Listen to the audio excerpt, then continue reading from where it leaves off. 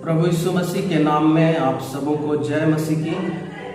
आइए हम परमेश्वर के वचन में से कुछ बातों को सीखेंगे और हम अपने जीवन में उन वचनों को लागू भी करें।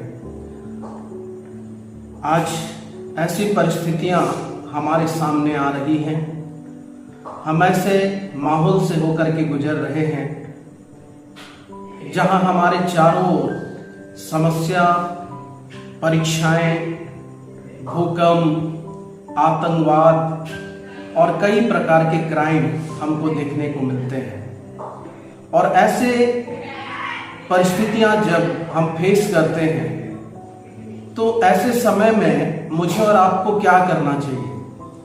अक्सर जब कभी भी हमारे व्यक्तिगत जीवन में या हमारे पारिवारिक जीवन में या हमारे सामाजिक जीवन में कोई दुख मुसीबत आती है तो अक्सर मैं और आप हम मनुष्यों के पास जाते हैं उसका समाधान, उसका निवारण खोजने के लिए। हम अक्सर उन लोगों को खोजते हैं जिनको हम जानते हैं और हम सोचते हैं कि वो हमारी समस्याओं का समाधान कर देंगे। मैं ये नहीं कह रहा हूँ कि हम अपने रिश्तेदार, परिवार, अपने परिचित लोगों के पास न जाएं।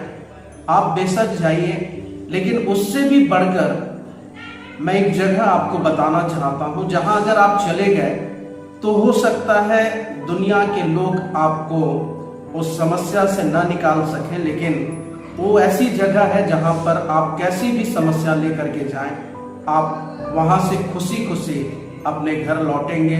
आप अपने जीवन में आपकी समस्याओं का समाधान हो पाएंगे। हम परमेश्वर के वचन में से देखेंगे एक ऐसे राजा के विषय में जो राजा था और जिसके अंडर में कई सारे नौकर चाकर थे, सैनिक थे।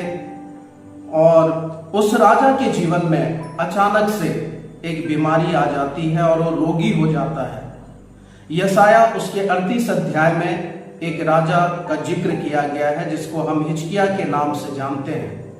और हिजकिय्याह राजा के पास ये संदेशा पहुंचता है यशाया नबी के माध्यम से कि जा करके हिजकिय्याह से कह दे कि वो मरने वाला है। और हिजकिय्याह जब इस बात को सुनता है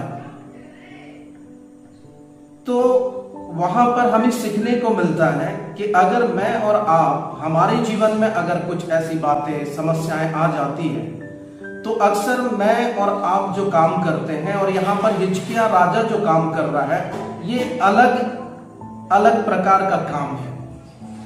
हम जब भी हमारे जीवन में समस्याएं आती हैं तो हम तुरंत दूसरों के पास उसका समाधान खोजने के लिए निकल पड़ते हैं या जिसको हम जानते हैं उसके पास अपने दुखों को बयां करते हैं। लेकिन हिजकिय्याह राजा के पास ढेरों सलाहकार थे, उसके पास बहुत सारे बुद्धिमान थे, लेकिन हिजकिय्याह राजा ने जब सुना कि वो मरने वाला है तब उसने किसी मनुष्य के पास जाकर के अपनी समस्या को नहीं रखा, बल्कि उसने एक काम किया जो मुझे और आपको भी करना चाहिए।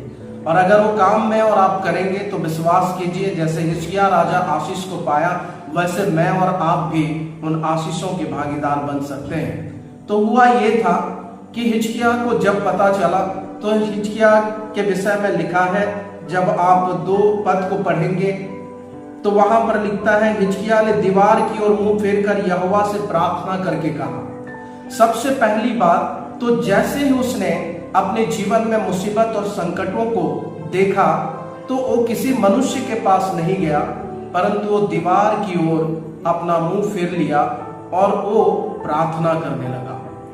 वो प्रार्थना करने लगा और दूसरी बात लिखा है कि वो बिलक बिलक करके रोने लगा।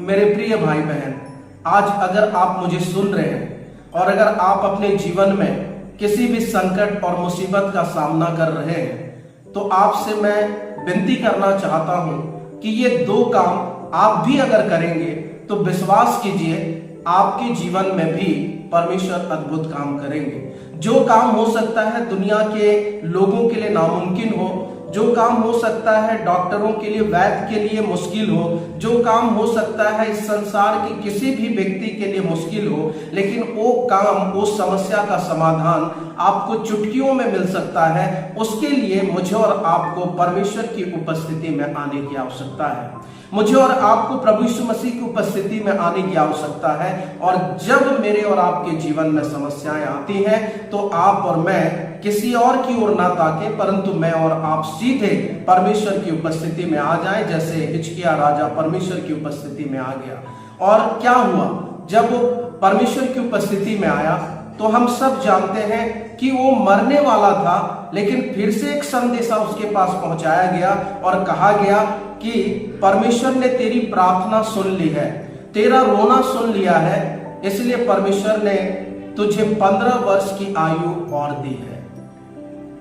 मेरे प्रिय भाई बहन, हमारा परमेश्वर हर समस्याओं का समाधान करता है। हिजकिय्याह तो मर ही जाता, लेकिन हिजकिय्याह ने जो काम किया, वो काम अगर मैं और आप करें तो क्या परमेश्वर मेरे और आपके लिए काम नहीं करेगा?